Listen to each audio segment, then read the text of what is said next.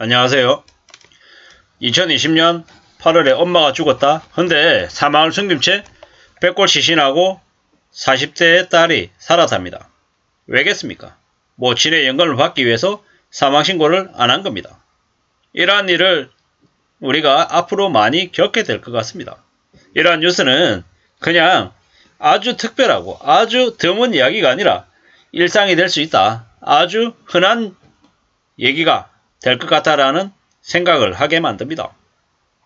이웃나라 일본이 고령 국가라고 하죠. 노인들이 많다고 얘기합니다. 왜겠습니까? 뭐 전부 다 그런 건 아니겠지만 상당수는 죽었지만 연금을 받으려고 사망 사실을 숨기고 계속 연금을 타내는 일들이 많을 것 같습니다. 일본 영화 제목이 기억이 안 나는데요. 거기에 보면 가족이 아닌 사람들끼리 모여서 합니다. 근데 그 할머니가 받는 노령연금을 가지고 같이 모여 사는 사람들이 생활을 하죠. 되게 삶의 수준이 빡빡합니다. 아빠라고 하는 이가 아이들에게 잡화점에 가서 식음료품을 훔치게 하죠. 왜? 그렇게 아니면 못 먹고 사니까요. 이러한 일들이 한국에 앞으로 많이 벌어질 거다라고 생각해야 될 것 같습니다. 돈 빌릴 데가 없고 서민들이 급전에 필요한데 생활비 마련하려고 돈을 빌리려고 해도 돈 빌릴 데가 없다라는 거죠. 제2저축은행 그리고 카드론 이런 것들도 계속 틀어막히니까 사람들이 미치는 거죠.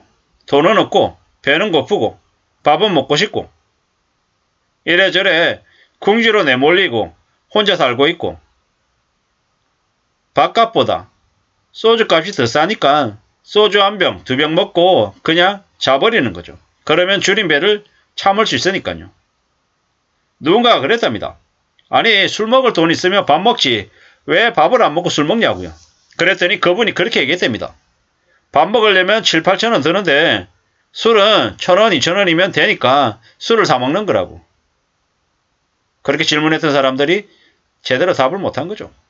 말문이 막힌 거죠. 그렇게 얘기할지 몰랐기 때문인 거죠. 밥값이 없고 밥값보다 소주값이 싸서 소주를 먹는다라고 이야기하는 사람의 마음은 오죽하겠냐라는 거죠. 사망 사실을 숨긴 채 그 부모의 연금을 받고 생활하는 자식은 마음이 또 어떻겠냐라는 거죠. 캥거루족이니 뭐니 얘기하지만 그래도 경제적인 좀 여유가 되는 부모 아래에 사는 자식들은 그래도 보통 사람 이상의 삶은 살죠. 근데 부모가 빚을 대거 져가지고 빚쟁이면 어떻게 됩니까? 가족들의 삶이 엉망이 되는 거죠. 가족들이 뿔뿔 흩어지고 자식도 팔고 마누라도 팔고 남편도 팔아먹는 일들이 경제적인 문제 때문에 생긴다라는 거죠. 가장들은 나중에 하다 안 되면 생명보험 가입하고 극단적인 선택을 한다고도 하죠. 여성들은 한국뿐만 아니라 전 세계에서 여성들은 아이들이 배를 굶으면 몸 파는 일을 서슴없이 나서는 거죠. 어쩔 수 없는 거죠. 누가 그들에게 손가락질을 할 수 있냐라는 거죠. 대리운전을 하고 택배기사를 하고 음식 배달을 하고 건설 현장에서 막노동을 하는 무수히 많은 사람들이 있습니다. 힘들고 어렵게 사는 사람들이 꽤 많다라는 거죠. 상당수는 경제적인 문제 때문에 경제적인 곤경에 처해서 그렇게 사는 거죠. 씁쓸한 뉴스들이 차고 넘치는 것 같습니다. 경제가 점점 더 어려워지고 있다라는 걸 보여주는 것 같습니다.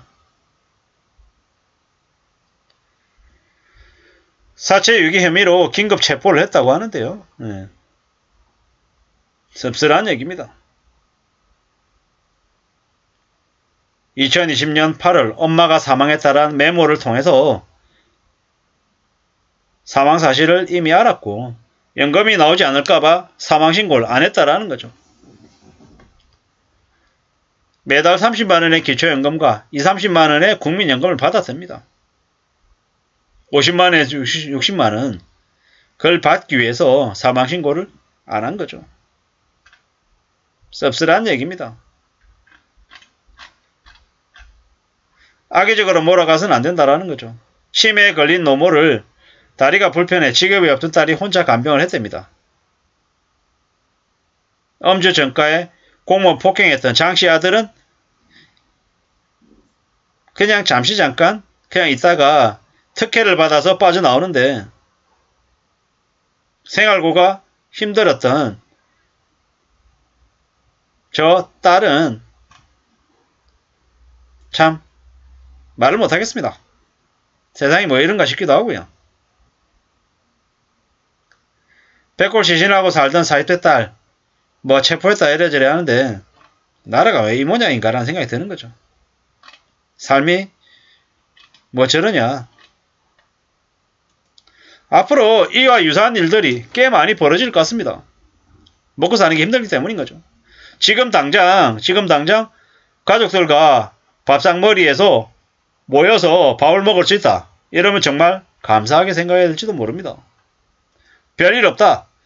아이 뭐 크게 뭐 잘 먹고 잘 사는 것 같지는 않은데 아니 그래도 그냥 웃음꽃이 피고 그냥 엄마 기다리고 아빠 기다리고 아이들 얼굴 보면서 이런저런 얘기 나눌 수 있다라고 하면 그러면 잘 사는 겁니다. 지금 같은 시기에 돈이 없어가지고 허덕이고 애들 학원비 없어서 학원 끊어야 되고 애들이 먹고 싶다고 하는 짜장면 피자 못 사줄 정도 아니고 아니 물론 매일 그렇게 먹지는 못해도 아주 가끔 가족들과 다이소 가서 물건 한두 개 사고 뭐 공원 돌아다니고 뭐 마트에 뭐 물건 사러 가고 이 정도만 돼도 감사해야 될 시기다라는 거죠. 지금은 빚 때문에 빚에 짓눌려 가지고 원금하고 이자 갚느라고 허덕이는 자영업자분들이 너무 많고 또 의도치 않게 가족들 중에 한두 명이 사고 쳐가지고 떠안은 빚 때문에 힘겹게 사는 사람들도 참 많더라는 겁니다. 이 모든 게 다 경제적인 문제 때문이다. 우리가 살아가는 삶이 너무 삭막하고 너무 어렵더라는 거죠. 이럴 때일수록 힘들고 어렵게 사는 우리 주변을 좀 들어볼 필요가 있는데 그런 마음조차도 어떤 사람들에게는 사치이고 무리다라고 얘기할지도 모릅니다. 아무쪼록 살아가는 삶을 정말 두려워하고 현실이 우리네 삶이 얼마나 쉽지 않은지를 뼈저리게 느끼면서 살아가야 될 것 같습니다. 아무쪼록 오늘 하루 잘 마무리하시고 항상 감사하는 마음으로 살아야겠다는 생각을 하게 됐습니다. 감사합니다.